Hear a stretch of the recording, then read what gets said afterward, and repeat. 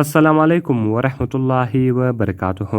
دوستانو په دغه ویډیو کې به زه نن تاسو ته د فیسبوک یو څو داسې ښایسته او خوندور سیټینګونه در وښیم چې باید دغه سیټینګونه ټول په خپل موبایل کې خامخا وکړي.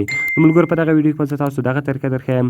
دغه ویډیو له موږ سره تر پایه وګورئ او ویډیو خامخا در سره لایک کړئ، له خپل ملګرو سره شیر کړئ او د دغه رقم نورو ښایسته ویډیوګانو لپاره زموږ چینل سبسکرایب کړئ، ځکه په دغه چینل کې موږ ستاسو لپاره هره ورځ د هغه رقم ښایسته ویډیوګانې اپلوډوو.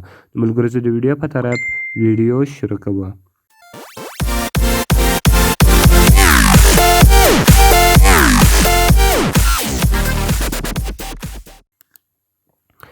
نو ملګرو تر ټولو مخکې تاسو په خپل موبایل کې فیسبوک اکاونټ خلاص کړئ. کله چې ملګرو تاسو په خپل موبایل کې فیسبوک اکاونټ خلاص کړئ، د هغه رقم تاسو راسي په دا درې ډاټ نشان باندې به کلیک وکړئ.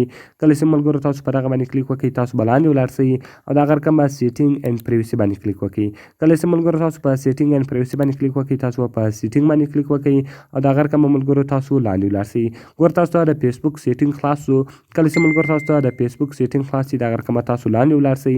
کله چې ملګرو تاسو لاندې ولاړاست، اوس به دلته تاسو یو اپشن پیدا کړئ، میډیا اینډ کنټینټس.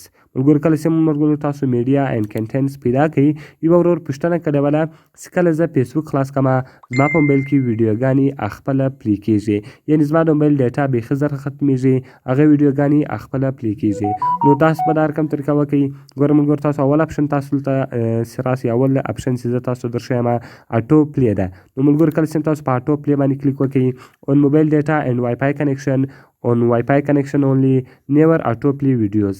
نو ملګرو کله چې تاسو ورته وایاست on موبایل ډیټا اینډ وائی فای کنیکشن، کله چې ملګرو تاسو په دغه باندې کلیک وکړئ، بیا که تاسو وائی فای استعمالوئ یا ډیټا استعمالوئ، هغه ویډیوګانې به خپله پلی کېږي. که تاسو ورته وایاست on وائی فای کنیکشن only، یعنې خالي د وائی فای کنیکشن باندې هغه ویډیوګانې خپله پلی کېږي او په موبایل ډیټا دې نه پلی کېږي.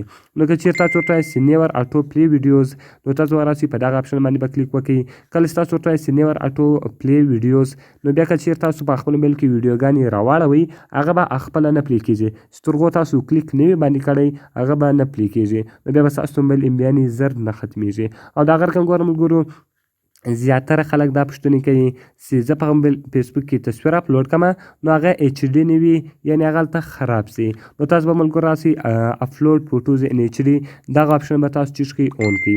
دغه اپشن به تاسو اون کړئ. او که چېرته تاسو غواړئ چې ویډیو هم په ایچ ډي کې اپلوډ کړئ، نو اپلوډ ویډیوز ان ایچ ډي دغه اپشن به هم دلته تاسو چیز کړئ اون کړئ. نو ګور ملګرو کله چې تاسو دغه اپشن دلته اون کړئ، نو بیا به ستاسو موبایل کې تصویران ویډیوګانې ټوټل په ایچ ډي کې اپلوډ کېږي.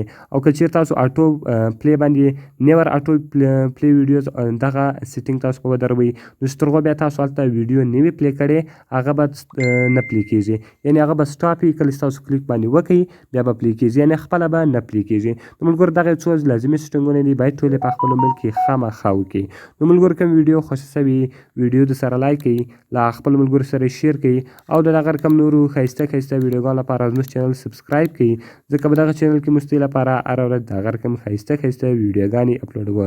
نو ملګرو په دعاګانو کې مې یاد ساتئ. ملاویږو په نورو ښایسته ویډیوګانو کې. د خدای په امان.